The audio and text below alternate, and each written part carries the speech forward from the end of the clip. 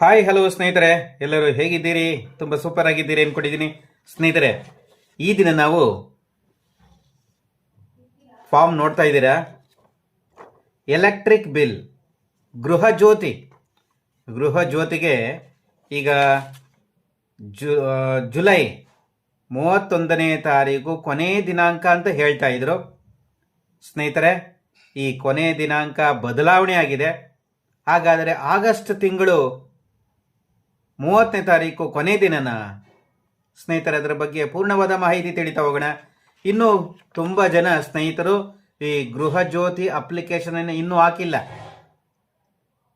ಕೆಲವೊಂದು ಸಮಸ್ಯೆಗಳು ಉಂಟಾಗ್ತಾ ಇದೆ. ಸರ್ಕಾರ ಜುಲೈ ತಿಂಗಳಲ್ಲಿ ನಿಮ್ಮ ಗೃಹ ಜ್ಯೋತಿಯನ್ನ ಅಪ್ಲಿಕೇಶನ್ ಅನ್ನ ಹಾಕೊಬೇಕು, 1 ತಿಂಗಳು ಟೈಮ್ ಕೊಟ್ಟಿದ್ದೀವಿ ಅಂತ ಅನೌನ್ಸ್ಮೆಂಟ್ ಮಾಡಿದ್ರು. ಆದರೆ ಕೆಲವಾರು ಕಾರಣಾಂತರಗಳಿಂದ ಈ ಕೆಲಸ ಆಗ್ತಾ ಇಲ್ಲ. ಅದಕ್ಕೋಸ್ಕರ ಈ ಡೇಟ್ ಏನಾದರೂ ಎಕ್ಸ್ಟೆಂಡ್ ಆಗಿದೆಯಾ, ಅದ್ರ ಬಗ್ಗೆನೂ ಪೂರ್ಣವಾದ ಮಾಹಿತಿ ತಿಳಿತಾ ಹೋಗೋಣ. ಹಾಗೆ ಈ ಗೃಹ ಜ್ಯೋತಿ ಅಪ್ಲಿಕೇಶನ್ ಈ ರೀತಿ ಇರುತ್ತೆ. ಈಗಾಗಲೇ ಒಂದು ವಿಡಿಯೋನೂ ಮಾಡಿದ್ದೀವಿ ಸಪ್ರೇಟಾಗಿ, ಅದನ್ನು ನೋಡಿ ಸ್ನೇಹಿತರೆ. ಹಾಗೆ ಇದರಲ್ಲಿ ಈ ಗೃಹ ಜ್ಯೋತಿಗೆ ಸಂಬಂಧಪಟ್ಟ ಕೆಲವು ಪ್ರಶ್ನೆಗಳಿದ್ದಾವೆ. ಆ ಪ್ರಶ್ನೆಗಳಿಗೆ ಉತ್ತರವನ್ನು ಕೊಡೋಣ. ಸ್ನೇಹಿತರೆ, ನೀವೇನಾದ್ರೂ ಫಸ್ಟ್ ಟೈಮ್ ನಮ್ಮ ವಿಡಿಯೋ ಚಾನಲ್ ನೋಡ್ತಿದ್ರೆ ಎಲ್ಲರೂ ಸಬ್ಸ್ಕ್ರೈಬ್ ಮಾಡ್ಕೊಳ್ಳಿ, ಲೈಕ್ ಮಾಡಿ, ಕಮೆಂಟ್ ಮಾಡಿ. ಸ್ನೇಹಿತರೆ, ಬನ್ನಿ ವಿಡಿಯೋವನ್ನು ಪ್ರಾರಂಭ ಮಾಡೋಣ.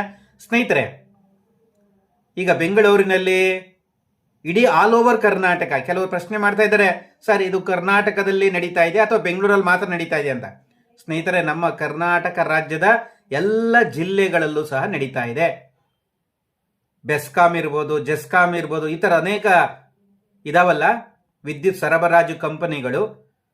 ನಮ್ಮ ಕರ್ನಾಟಕದ ಬೆಂಗಳೂರಿನಲ್ಲಿ ಬೆಸ್ಕಾಂ ಇದೆ, ಬೇರೆ ಬೇರೆ ಏರಿಯಾದಲ್ಲಿ ಬೇರೆ ಬೇರೆ ಥರ ಇರ್ಬೋದು. ಎಲ್ಲ ಬೆಸ್ಕಾಂಗಳು ಏನು ಹೇಳ್ತಾ ಇದ್ದಾರೆ,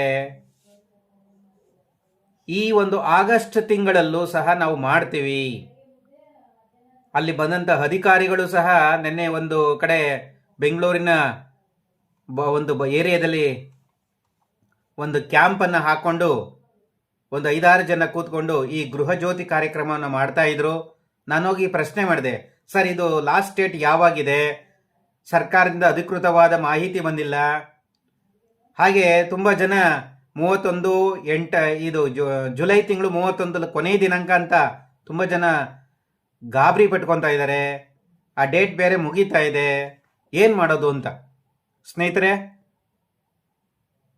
ಸರ್ಕಾರದಿಂದ ಇನ್ನು ಅಧಿಕೃತವಾದ ಮಾಹಿತಿ ಬಂದಿಲ್ಲ. ಆದರೂ ಸಹ ನಾವು ಈ ಗೃಹ ಜ್ಯೋತಿಯನ್ನ ಮಾಡ್ತಾ ಇದ್ದೀವಿ, ಇದು ಕಂಪ್ಲೀಟ್ ಆಗೋವರೆಗೂ ಮಾಡ್ತೀವಿ ಅನ್ನುವಂತಹ ಮಾತುಗಳನ್ನ ಈ ಗೃಹ ಜ್ಯೋತಿಯನ್ನು ಮಾಡಕ್ಕೆ ಬಂದಿರುವಂತಹ ಅಧಿಕಾರಿಗಳು ಹೇಳ್ತಾ ಇದ್ದಾರೆ. ಆದರೆ ಸರ್ಕಾರದಿಂದ ಯಾವುದೇ ರೀತಿಯ ಅಧಿಕೃತ ಮಾಹಿತಿ ಬಂದಿಲ್ಲ. ಹಾಗಂತ ನೀವು ತಡನೂ ಮಾಡಬಾರ್ದು. ನಿಮ್ಮ ಏರಿಯಾದ ಕರೆಂಟ್ ಆಫೀಸ್ ಏನು ಎಲೆಕ್ಟ್ರಿಕ್ ಬಿಲ್ಲನ್ನು ಎಲ್ಲಿ ಕಟ್ತಾ ಇದ್ದೀರಾ, ಬೆಸ್ಕಾಂ ಆಫೀಸ್ ಎಲ್ಲಿದೆ ತಿಳ್ಕೊಂಡು ಅಲ್ಲಿ ಹೋಗಿ ಈ ರೀತಿ ಒಂದು ಫಾರ್ಮ್ ಇರುತ್ತೆ. ಫಾರ್ಮಲ್ಲಿ ಏನೆಲ್ಲ ಬರಿಬೇಕು ಅಂತಲೂ ಹೇಳ್ತೀನಿ. ಫಿಲ್ ಮಾಡಿ ಮೊಬೈಲ್ ಆ್ಯಪಲ್ಲೂ ಸಹ ಅಪ್ಲೋಡ್ ಮಾಡಬೇಕಾಗುತ್ತೆ. 2 ಕೆಲಸ ಆಗಬೇಕಾಗುತ್ತೆ. ಒಂದು ಫಾರ್ಮ್ ಇದೆ, ಈ ಫಾರ್ಮನ್ನು ಸಹ ಭರ್ತಿ ಮಾಡಿ ಸೈನ್ ಹಾಕಬೇಕಾಗುತ್ತೆ.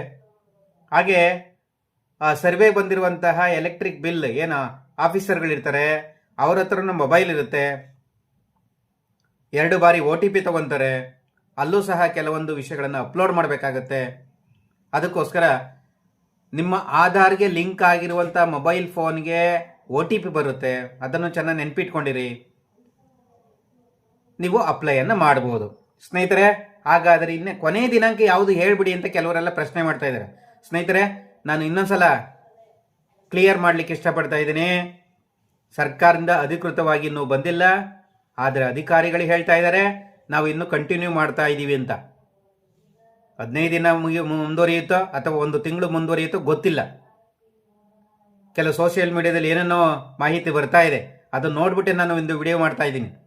ಸ್ನೇಹಿತರೆ, ಆದ್ದರಿಂದ ಡೇಟು ಫಿಕ್ಸ್ ಆಗಿಲ್ಲ, ಆದರೆ ಕಂಟಿನ್ಯೂ ಆಗ್ತಾ ಇದೆ. ನಿನ್ನೆ ಬೆಂಗಳೂರಿನ ಒಂದು ಏರಿಯಾದಲ್ಲಿ ಒಂದು ಕ್ಯಾಂಪನ್ನು ಹಾಕೊಂಡು ಅವರು ಈ ಒಂದು ಗೃಹ ಜ್ಯೋತಿಯನ್ನು ಮಾಡ್ತಾ ಇದ್ರು. ಅವರು ಪ್ರಶ್ನೆ ಕೇಳಿದಾಗ ಈ ರೀತಿ ಹೇಳಿದ್ರು ಅವರು, ಸರ್ ಮಾಡ್ತಾ ಇದ್ದೀವಿ, ಕಂಟಿನ್ಯೂ ಮಾಡ್ತಾ ಇದ್ದೀವಿ, ಎಲ್ಲರದು ಕಂಪ್ಲೀಟ್ ಆಗಬೇಕು, ಅದಕ್ಕೋಸ್ಕರ ಕಂಟಿನ್ಯೂ ಮಾಡ್ತಾ ಇದ್ದೀವಿ ಅಂತ ಹೇಳಿದ್ದಾರೆ. ಆದ್ದರಿಂದ ನಿಮ್ಮ ಏರಿಯಾದಲ್ಲಿ ಇನ್ನೂ ಬಂದಿಲ್ವಾ? ನೋಡೋಣ, ಒಂದೊಂದಾಗಿ ಪ್ರಶ್ನೆ ಹೋಗೋಣ. ಸ್ನೇಹಿತರೆ, ಈ ರೀತಿ ಗೃಹ ಜ್ಯೋತಿಯ ಒಂದು ಅಪ್ಲಿಕೇಶನ್ ಇರುತ್ತೆ, ಈ ಫಾರ್ಮ್ ಇರುತ್ತೆ. ಈ ಫಾರ್ಮ್ ಅನ್ನ ಕೊಡ್ತಾರೆ. ಇಲ್ಲಿ ಒಂದು ಕಲರ್ ಫೋಟೋವನ್ನು ಹಾಕೊಳ್ಳಿ ನೀವು. ಹಾಗೆ ನೋಡಿ, ಇಲ್ಲಿಗೆ ವಿದ್ಯುತ್ ಸರಬರಾಜು ಕಂಪನಿ ಹೆಸರಿದೆ, ವಿದ್ಯುತ್ ಬಿಲ್ಲಿನ ಖಾತೆಯ ಸಂಖ್ಯೆ RR ನಂಬರ್ ಇರುತ್ತೆ, ಎಲೆಕ್ಟ್ರಿಕ್ ಬಿಲ್ ಅನ್ನು ಜೊತೆಲಿ ತಗೊಂಡೋಗಿ, ಫಲಾನುಭವಿ ಆಧಾರ್ ನಂಬರ್ ಬೇಕಾಗುತ್ತೆ, ಆಧಾರ್ ಕಾರ್ಡ್ನಲ್ಲಿ ಇರುವಂತೆಯೇ ಆತನ ಹೆಸರು ಏನಿದೆ ಫಲಾನುಭವಿ ಹೆಸರು. ನೆಕ್ಸ್ಟ್ 5ನೇದಾಗಿ ಗೃಹ ಜ್ಯೋತಿ ಯೋಜನೆಗೆ ನೋಂದಾಯಿಸಿದ ಫಲಾನುಭವಿಯ ಮೊಬೈಲ್ ಸಂಖ್ಯೆ ಬೇಕಾಗತ್ತೆ.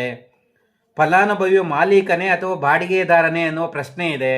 ಮಾಲೀಕ ಆದರೆ ಮಾಲೀಕ ಅನ್ನುವಂಥ ಬಾಕ್ಸ್ ರೈಟ್ ಹಾಕ್ತೀವಿ, ಬಾಡಿಗೆ ಅಂದರೆ ಬಾಡಿಗೆದಾರನ ಬಾಕ್ಸಲ್ಲಿ ರೈಟ್ ಹಾಕ್ತಾರೆ. ಫಲಾನುಭವಿಯು ಪಡಿತರ ಚೀಟಿಯನ್ನು ಹೊಂದಿದ್ದರೆ, APL ಕಾರ್ಡ್ ಇದ್ರೆ, BPL ಕಾರ್ಡ್ ಇದ್ರೆ, ಯಾವ ಕಾರ್ಡ್ ನಿನ್ನ ಹತ್ರ ಇದೆ ಅದನ್ನು ನೀವು ಇಲ್ಲಿ ಮೆನ್ಷನ್ ಮಾಡಬೇಕಾಗುತ್ತೆ. APL, BPL, no ration card, ಮೂರು ಥರ ಜನನೂ ಇರ್ತಾರೆ. ಅದಕ್ಕೆ 3 ಬಾಕ್ಸ್ ಕೊಟ್ಟಿದ್ದಾರೆ. ನೀವು ಅಲ್ಲಿ ಫಿಲ್ ಮಾಡ್ಬೋದು, ಅಥವಾ ಅಧಿಕಾರಿಗಳೇ ಮಾಡ್ತಾರೆ, ಅಥವಾ ನೀವೇ ಅದನ್ನು ಫಿಲ್ ಮಾಡ್ಬೋದು. ನೆಕ್ಸ್ಟ್ 8ನೇದಾಗಿ ಸ್ನೇಹಿತರೆ, ಇದು ಬಹಳ ಮುಖ್ಯ. ಫಲಾನುಭವಿ ಕರ್ನಾಟಕ ರಾಜ್ಯದ ನೋಂದಾಯಿತ ಮತದಾರನೇ? ಈ ಒಂದು ಪ್ರಶ್ನೆ ಸೇರಿಸಿದ್ದಾರೆ. ಕರ್ನಾಟಕದ ಮುಖ್ಯಮಂತ್ರಿಯೂ ಸಹ ಅಭಿಪ್ರಾಯವನ್ನು ವ್ಯಕ್ತಪಡಿಸಿದರು. ನಮ್ಮ ಕರ್ನಾಟಕದ ಮತದಾರರಿಗೆ ಮಾತ್ರ ಈ ಗೃಹ ಜ್ಯೋತಿ, ಈ ಗ್ಯಾರಂಟಿ ಯೋಜನೆಗಳು ಅನುಕೂಲ ಆಗಬೇಕು. ಬೇರೆ ಹೊರ ರಾಜ್ಯದಿಂದ ಬಂದವರಿಗೆ ನಾವು ಕೊಡೋದಕ್ಕೆ ವೇಸ್ಟ್ ಆಗುತ್ತೆ, ಅದು ಸರ್ಕಾರದ ಹಣ ವೇಸ್ಟ್ ಆಗುತ್ತೆ. ಕರ್ನಾಟಕದಲ್ಲಿರುವಂಥ ಮತದಾರರಿಗೆ ನಮ್ಮ ಗ್ಯಾರಂಟಿ ಯೋಜನೆಗಳು ತಲುಪಬೇಕು ಅನ್ನೋದು ಸರ್ಕಾರದ ಉದ್ದೇಶ. ಅದಕ್ಕೋಸ್ಕರ ಕರ್ನಾಟಕ ರಾಜ್ಯದವನೇ ಅಂತ ಆದರೆ ಎಸ್ ಅಥವಾ ನೋ, ಇದಕ್ಕೆ ಸಂಬಂಧಪಟ್ಟ ಮೊಬೈಲಲ್ಲಿ ಫೋಟೋ ತೆಗೆದು ಹಾಕಬೇಕಾಗ್ತದೆ. ಅದನ್ನು ಮುಂದೆ ಹೇಳ್ತೀನಿ ನಾನು. ಹಾಗೆ 9ನೇ ಪ್ರಶ್ನೆ, ಫಲಾನುಭವಿಯ ವರ್ಗ ಜಾತಿ ಕೇಳಿದ್ದಾರೆ. SC-ನ, ST-ನ, OBC-ನ, ಇತರೆನ, ಅಲ್ಪಸಂಖ್ಯಾತರ, ಈ ಥರದೆಲ್ಲ ಕೇಳಿದ್ದಾರೆ. ಜಾತಿಗೆ ಜಾತಿ ಸರ್ಟಿಫಿಕೇಟ್ ಕೇಳಿಲ್ಲ. ಬಾಯಲ್ಲಿ ಹೇಳಿದ್ರೆ ಅವರು ಟಿಕ್ ಹಾಕೊತಾರೆ. ಯಾಕೆಂದರೆ ಸರ್ಕಾರಕ್ಕೆ ನಾವು ಯಾವ್ಯಾವ ಕ್ಯಾಟಗರಿಗೆ ಎಷ್ಟೆಲ್ಲ ಈ ಒಂದು ಫಲಾನುಭವಿಗಳು ಫಲವನ್ನು ಪಡ್ಕೊತಾ ಇದ್ದಾರೆ, ಲೆಕ್ಕಾಚಾರ ಬೇಕು ಅನ್ನೋ ಒಂದು ಕ್ಯಾಲ್ಕುಲೇಷನ್ಗೋಸ್ಕರ ಇದನ್ನು ಕೇಳಿದ್ದಾರೆ. ಫಲಾನುಭವಿಯ ಆದಾಯ ತೆರಿಗೆ ಪಾವತಿದಾರನೇ? ಇನ್ಕಮ್ ಟ್ಯಾಕ್ಸ್ ಪೇಯರ್ ಅವರು ಇನ್ಕಮ್ ಟ್ಯಾಕ್ಸ್ ಕಟ್ತಾ ಇದ್ದಾರೆ, ಹೌದು. ಇನ್ಕಮ್ ಟ್ಯಾಕ್ಸ್ ಕಟ್ತಾ ಇಲ್ಲ ಅಂದರೆ ಇಲ್ಲ ಅನ್ನುವಂಥ ಬಾಕ್ಸಲ್ಲಿ ಟಿಕ್ ಮಾರ್ಕ್ ಅನ್ನು ಹಾಕಬೇಕಾಗುತ್ತೆ. ಹಾಗೆ 11ನೇದು, ಫಲಾನುಭವಿಯ ವೃತ್ತಿ. ಅವನು ಸರ್ಕಾರಿ ನೌಕರನೇ, IT ಉದ್ಯೋಗದಲ್ಲಿದ್ದಾನ, ಸ್ವಯಂ ಉದ್ಯೋಗದಲ್ಲಿದ್ದಾನ, ಶಿಕ್ಷಕನ, ಕಾರ್ಪೆಂಟ್ರ, ಪ್ಲಂಬರ್ರ, ಎಲೆಕ್ಟ್ರಿಷಿಯನ, ಚಾಲಕನ, ರೈತನ, ಈ ಥರ ಅನೇಕ ವೃತ್ತಿಗಳಿದ್ದಾವೆ. ಆ ವೃತ್ತಿಗಳಲ್ಲಿ ಯಾವ ವೃತ್ತಿ ನೀವು ಮಾಡ್ತಾ ಇದ್ದೀರನ್ನ ಟಿಕ್ ಮಾರ್ಕ್ ಹಾಕಬೇಕಾಗತ್ತೆ. ಹಾಗೆ ಭಾಗ 1ರಲ್ಲಿ ಒಂದು ಘೋಷಣೆಯನ್ನು ಕೊಟ್ಟಿದ್ದಾರೆ. ಮೇಲಿನ ಖಾತೆ ಐಡಿಯನ್ನು ಗೃಹ ಬಳಕೆಗೆ ಮಾತ್ರ ಬಳಸಲಾಗುತ್ತದೆ. ಒಂದು ವೇಳೆ ಗೃಹ ಬಳಕೆ ಹೊರತುಪಡಿಸಿ ಬೇರೆ ಯಾವುದೇ ಉದ್ದೇಶಕ್ಕೆ ಬಳಸಿದಲ್ಲಿ ಗೃಹ ಜ್ಯೋತಿ ಯೋಜನೆಯ ಪ್ರಯೋಜನಗಳನ್ನು ಸ್ವಯಂಚಲಿತವಾಗಿ ರದ್ದುಗೊಳಿಸಲಾಗುವುದು ಎಂದು ನನಗೆ ತಿಳಿದಿದೆ ಮತ್ತು ನಾನು ಈಗಾಗಲೇ ಪಡೆದಿರುವ ಪ್ರಯೋಜನಗಳನ್ನು ಬಡ್ಡಿಯೊಂದಿಗೆ ಮರುಪಾವತಿಸಲು ಸಿದ್ಧನಾಗಿದ್ದೇನೆ ಅಂತ ಓದ್ಬಿಟ್ಟು ಇಲ್ಲಿ ಸೈನ್ ಮಾಡಬೇಕಾಗುತ್ತೆ, ಫಲಾನುಭವಿಯ ಸಹಿ. ಆಯ್ತಾ ಸ್ನೇಹಿತರೆ? ಈ ಥರ ಫಾರ್ಮ್ ಇರುತ್ತೆ, ಈ ಫಾರ್ಮನ್ನು ಫಿಲ್ ಮಾಡ್ತೀರಾ. ಇದರ ಜೊತೆಗೆ ಮತ್ತಿನ್ನೇನು ಮಾಡಬೇಕು? ಮೊಬೈಲ್ ಆ್ಯಪಲ್ಲಿ, ಅಂದರೆ ಅವ್ರದ್ದೇ ಆ್ಯಪ್ ಇದೆ, ಯಾರು ಈ ಸರ್ವೆ ಮಾಡ್ತಾ ಇದ್ದಾರೆ ಅವರು ಒಂದು ಆ್ಯಪನ್ನು ಇಟ್ಕೊಂಡಿದ್ದಾರೆ ಮೊಬೈಲಲ್ಲಿ. ಆ ಮೊಬೈಲ್ ನಂಬರನ್ನು ಹಾಕ್ಬಿಟ್ಟು ಆ್ಯಪನ್ನು ಓಪನ್ ಮಾಡ್ತಾರೆ. ಹಾಗೆ ಅದರಲ್ಲಿ OTP ಜನರೇಟ್ ಆಗುತ್ತೆ. ನಿಮ್ಮ ಮೊಬೈಲ್ ನಂಬರ್ಗೆ OTP ಹೇಳಬೇಕಾಗುತ್ತೆ. ಹಾಗೆ ಆಧಾರ್ ನಂಬರನ್ನು ಹಾಕ್ತಾರೆ, ಆಧಾರ್ ನಂಬರ್ಗೂ ಮತ್ತೊಂದು OTP ಬರುತ್ತೆ. ಹಾಗೆ ಅಲ್ಲೂ ಸಹ ಕೆಲವೊಂದು ಪ್ರಶ್ನೆಗಳಿದ್ದಾವೆ. ಮೊಬೈಲಲ್ಲಿ ದಾಖಲಾತಿ ಮಾಡಲಿಕ್ಕೆ ಕೆಲವಾರು ಪ್ರಶ್ನೆಗಳಿದ್ದಾವೆ. ಅವನ್ನೆಲ್ಲವನ್ನು ಸಹ ಎಂಟ್ರಿಯನ್ನು ಮಾಡ್ತಾರಲ್ಲಿ. ಇಲ್ಲಿ ಎಂಟ್ರಿ ಮಾಡಿದಾಗೆ ಮೊಬೈಲ್ ಆ್ಯಪಲ್ಲೂ ಎಂಟ್ರಿಯನ್ನು ಮಾಡಿ ಲೈವಲ್ಲಿ ನಿಮ್ಮದು ಒಂದು ಫೋಟೋ ತಗೊತಾರೆ. ಹಾಗೆ ಬಾಡಿಗೆದಾರರಾಗಿದ್ದರೆ ಅವ್ರದ್ದು ಒಂದು ಅದು ಫೋಟೋನ ಆ್ಯಪಲ್ಲೇ ಅಪ್ಲೋಡ್ ಮಾಡಬೇಕಾಗುತ್ತೆ. ಬಾಡಿಗೆದಾರನಾಗಿದ್ದರೆ ನೀವು ಬಾಡಿಗೆದಾರರ ಕರಾರು ಪ್ರತಿ, ರೆಂಟಲ್ ಅಗ್ರಿಮೆಂಟ್ ಅಂತ ಏನು ಕರಿತೀವಿ, ಆ ಪ್ರತಿಯನ್ನು ಫೋಟೋವನ್ನು ತೆಗೆದುಕೊಂತಾರೆ, ಎಲ್ಲ ಪೇಜನ್ನು ಫೋಟೋ ತಗೊಂಡು ಅಪ್ಲೋಡ್ ಮಾಡ್ತಾರೆ, ಈತ ಬಾಡಿಗೆದಾರ. ಹಾಗೆ ನಿಮ್ಮ ವೋಟರ್ ಐ ಡಿ ಕಾರ್ಡು ಸಹ important. Voter I D card ತೊಗೊಂಡೋಗ್ಬೇಕಾಗತ್ತೆ. Voter I D card front ಮತ್ತು ಬ್ಯಾಕ್ ಎರಡೂ ಸಹ ಫೋಟೋನ ತೆಗಿತಾರೆ. ಯಾಕೆಂದರೆ ಈತ ಕರ್ನಾಟಕ ಮತದಾರನೇ ಅನ್ನೋದಕ್ಕೆ. ಹಾಗೆ ನಿಮ್ಮ ಆಧಾರ್ ಕಾರ್ಡು ಬೇಕಾಗುತ್ತೆ. ಹಾಗೆ ನಿಮ್ಮ ಲೈವಲ್ಲಿ ಒಂದು ಫೋಟೋನು ಸಹ ತೆಗಿತಾರೆ. ಇದು ಗೃಹ ಜ್ಯೋತಿಗೆ ಸಂಬಂಧಪಟ್ಟ ಮಾಹಿತಿಗಳು ಸ್ನೇಹಿತರೆ. ಇನ್ನು ಕೆಲವರು ಪ್ರಶ್ನೆಯನ್ನು ಮಾಡ್ತಾ ಇದ್ದೀರಿ. ಏನೆಲ್ಲ ಪ್ರಶ್ನೆಗಳಿದ್ದಾವೆ ಸರ್? ನಾನು ಇದುವರೆಗೂ ಮನೆ ಹತ್ರ ಕಾಯ್ತಲೇ ಇದ್ದೀನಿ, ಯಾರೂ ಬಂದಿಲ್ಲ, ಅಥವಾ ನಾವು ಹೊರಗಡೆ ಕೆಲಸಕ್ಕೆ ಹೋದಾಗ ಅವ್ರು ಬಂದು ಹೋಗಿದ್ದವರು ಅದನ್ನು ಗೊತ್ತಿಲ್ಲ ನನಗೆ, ಇದು ಬೆಂಗಳೂರು ಸಿಟಿ ಗೊತ್ತಾಗ್ತಾ ಇಲ್ಲ ಅನ್ನುವಂಥವ್ರು ಕೆಲವು ಪ್ರಶ್ನೆ ಮಾಡ್ತಾ ಇದ್ದಾರೆ. ಸ್ನೇಹಿತರೆ, ಇಷ್ಟೇ, ಭಾಳ ಸಿಂಪಲ್ ಉತ್ತರ. ಅವರು 1 ಬಾರಿ ಅಥವಾ 2 ಬಾರಿ ಬರ್ಬೋದು, ವಿಸಿಟ್ ಮಾಡಿರ್ಬೋದು, ನೀವು ಸಿಗದೇ ಇರ್ಬೋದು. ಆದ್ದರಿಂದ ನೀವು ಪ್ರತಿದಿನ ಡ್ಯೂಟಿಗೆ ಹೋಗ್ತಾ ಇದ್ದೀನಿ ಅಂದರೆ ಒಂದು 10 ನಿಮಿಷ ಮುಂಚಾಗಿ ಹೋಗಿ ಆಫೀಸ್ ಹತ್ರ ನಿಂತ್ಕೊಂಡ್ರೆ ಅಲ್ಲೇ ಆಫೀಸ್ ಹತ್ರನೇ ತುಂಬ ಜನ ಮಾಡ್ತಾ ಇರ್ತಾರೆ. ನಾನು ಸಹ ಆಫೀಸ್ ಹತ್ರನೇ ಹೋಗಿ ಈ ಗೃಹ ಜ್ಯೋತಿ ಅಪ್ಲಿಕೇಶನ್ ಹಾಕ್ಬಿಟ್ಟು ಬಂದೆ. ಯಾಕೆಂದ್ರೆ ನಾವು ಪ್ರತಿದಿನ ಕೆಲಸಕ್ಕೆ ಹೋಗೋದ್ರಿಂದ ಅವರು ಯಾವಾಗ ಬರ್ತಾರೆ ಏನು ಗೊತ್ತಾಗೋದಿಲ್ಲ, ಅಥವಾ ನಾವು ರಜಾ ಹಾಕೊಂಡು ಕಾಯ್ಲಿಕ್ಕೂ ಆಗಲ್ಲ. ಈ ಥರ ಸಮಸ್ಯೆ ಇರೋದ್ರಿಂದ ನಾವೇ ಬೆಸ್ಕಾಂ ಆಫೀಸ್ ಹತ್ರ ಹುಡಿಕೊಂಡು ಹೋಗಿ ಅವ್ರ ಹತ್ರ ಕೂತ್ಕೊಂಡು ಕ್ಯೂ ನಿಂತಿತ್ತು. ಒಂದು 10 ಜನ 20 ಜನ ನಿಂತಿದ್ರು. ನಾವು ಕ್ಯೂನಲ್ಲೇ ನಿಂತ್ಕೊಂಡು ಆ ಗೃಹ ಜ್ಯೋತಿಯನ್ನು ಮಾಡಿಸಿದ್ದೇವೆ. ನೀವು ಸಹ ಈ ರೀತಿ ಒಂದು ಪ್ಲಾನ್ ಮಾಡಿಕೊಂಡು ನೀವೇ ಬೆಸ್ಕಾಂ ಆಫೀಸ್ ಹತ್ರ ಹೋಗಿ, ಕರ್ನಾಟಕದ ಎಲ್ಲ ಕಡೆನೂ ಇದು ನಡೀತಾ ಇದೆ. ಕೆಲವು ಪ್ರಶ್ನೆ ಮಾಡಿದ್ರು ನನ್ನ ಯೂಟ್ಯೂಬ್ ಚಾನಲಲ್ಲಿ, ಸರ್ ಇದು ಬೆಂಗಳೂರಲ್ಲಿ ಮಾತ್ರನಾ ಅಥವಾ ಕರ್ನಾಟಕದ ಎಲ್ಲ ಕಡೆನೂ ಅಂತ. ಕರ್ನಾಟಕದ ಎಲ್ಲ ಕಡೆನೂ ನಡೀತಾ ಇದೆ ಸ್ನೇಹಿತರೆ. ಆದ್ದರಿಂದ ಈ ಒಂದು ಯೋಜನೆಯನ್ನು ಸರ್ಕಾರ ಕೊಡ್ತಾ ಇರುವಂಥ ಗ್ಯಾರಂಟಿ ಯೋಜನೆ, ಗೃಹ ಜ್ಯೋತಿಯ ಯೋಜನೆಯ ಫಲಾನುಭವಿಗಳು ನೀವು ಸಹ ಆಗಿ ಅಂತ ಹೇಳ್ತಾ, ಮತ್ತೆ ಇನ್ನೊಂದು ಕೆಲವೊಂದು ಪ್ರಶ್ನೆಗಳನ್ನು ಕೇಳ್ತಾ ಇದ್ದಾರೆ. ಸರ್ ನನ್ನ ಹತ್ರ ಈ ಬಾಡಿಗೆ ರೆಂಟಲ್ ಅಗ್ರಿಮೆಂಟ್ ಇಲ್ಲ, ಏನು ಮಾಡಲಿ ಅಂತ. ಸ್ನೇಹಿತರೆ, ಭಾಳ ಸಿಂಪಲ್ಲು. ಯಾಕೆ ಅಂದರೆ ಬಾಡಿಗೆ ಅಗ್ರಿಮೆಂಟನ್ನು ಫೋಟೋ ತೆಗೆದು ಅವರು ಅಪ್ಲೋಡ್ ಮಾಡಬೇಕಾಗತ್ತೆ. ಅದರಿಂದ ಒಂದು 500 ರೂಪಾಯಿ 600 ರೂಪಾಯಿ ಖರ್ಚಾಗುತ್ತೆ. ರೆಂಟಲ್ ಅಗ್ರಿಮೆಂಟ್ ಪೇಪರನ್ನು ರೆಡಿ ಮಾಡಿಸ್ಕೊಳ್ಳಿ. 1 ಅವರ್ 2 ಅವರ್ಸಲ್ಲಿ ಕೆಲಸ ಆಗ್ಬಿಡ್ತದೆ. ಯಾಕೆ ಯೋಚನೆ ಮಾಡ್ತೀರಾ?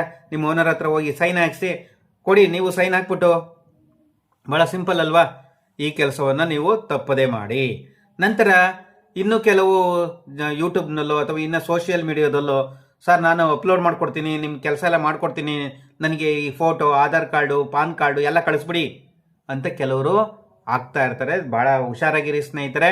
ಯಾವುದೇ ರೀತಿಯ ಡಾಕ್ಯುಮೆಂಟ್ಸ್ಗಳನ್ನು ನೀವು ಸೋಷಿಯಲ್ ಮೀಡಿಯಾದಲ್ಲಿ ಶೇರ್ ಮಾಡೋದಾಗಲಿ, ನನ್ನ ಕೈಲಿ ಪ್ರತಿದಿನ ಕೆಲಸಕ್ಕೆ ಹೋಗೋದ್ರಿಂದ ಇದನ್ನು ಮಾಡಿಸ್ಲಿಕ್ಕೆ ಆಗ್ತಾ ಇಲ್ಲ, ಅಥವಾ ಬೇರೆಯವ್ರ ಕೈಲಿ ಎಲ್ಲ ಡಾಕ್ಯುಮೆಂಟ್ಸ್ ಕೊಟ್ಬಿಟ್ಟು ಒಂದು ಸ್ವಲ್ಪ ದುಡ್ಡು ಕೊಟ್ಬಿಟ್ರೆ ಮಾಡಿಬಿಡ್ತಾರೆ ಅನ್ನೋ ಒಂದು ಆಸೆಗೆ ನೀವು ಬಲೆಗೆ ಬೀಳಬೇಡಿ.